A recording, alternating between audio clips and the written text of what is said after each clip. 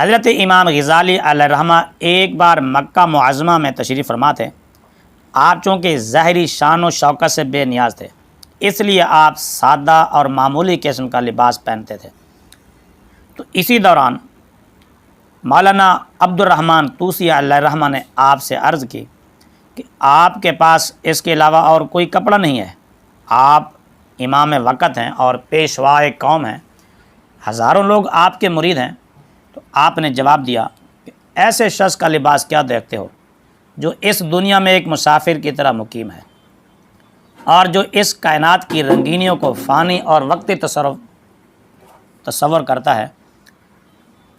جب والی دو جہاں صلی اللہ علیہ وآلہ وسلم اس دنیا میں مسافر کی طرح رہے اور کچھ مال و زر اکٹھا نہ کیا تو میری کیا حیثیت اور کیا حقیقت ہے۔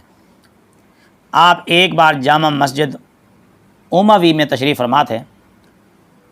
مفتیان کرام کی ایک جماعت مسجد کے صحن میں موجود تھی۔ ایک دیہاتی نے آ کر مفتیان کرام سے کوئی سوال پوچھا، مگر کسی نے اس کا جواب نہ دیا، جبکہ آپ بالکل خاموش تھے۔ پھر جب آپ نے دیکھا کہ کسی کے پاس بھی اس کا جواب نہیں اور جواب نہ ملنا آپ پر شاک گزرا، تو اس دیہاتی کو اپنے پاس بلا کر سوال کا جواب بتایا، مگر وہ دیہاتی مذاق اڑانے لگا کہ لو جی، جس سوال کا جواب بڑے بڑے مفتیان کرام نہیں دے سکے، یہ عام فقیر کیسے جواب دے رہا ہے۔ اس وقت وہ مفتیان کرام یہ منظر دیکھ رہے تھے۔ دیہاتی نے جب آپ سے بات کر کے فارغ ہوا تو ان مفتیان عظام نے اس دیہاتی کو بلا کر پوچھا کہ اس عام آدمی نے تمہیں کیا جواب دیا، یعنی امام غزالی کی طرف اشارہ کیا کہ اس نے تمہیں کیا جواب دیا ہے۔ جب اس نے حقیقت حال واضح کی تو یہ حضرات امام غزالی کے پاس پہنچے اور جب ان سے متعارف ہوئے تو ان سے درخواست کی کہ آپ ہمارے لیے ایک علمی نشست کا انعقاد کریں، آپ ہمیں درس و تدریس دیں اور ہمیں علوم سکھائیں۔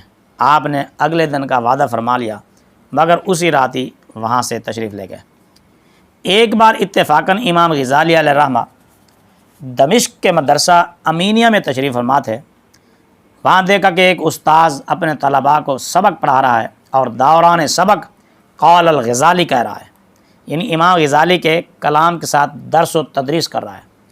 یہ سن کر امام غزالی پر خود پسندی میں گرفتار ہونے کا خوف طاری ہو گیا، تو آپ نے دمشق ہی چھوڑ دیا۔ امام قاضی ابو بکر بن عربی علیہ الرحمہ فرماتے ہیں کہ میں نے امام غزالی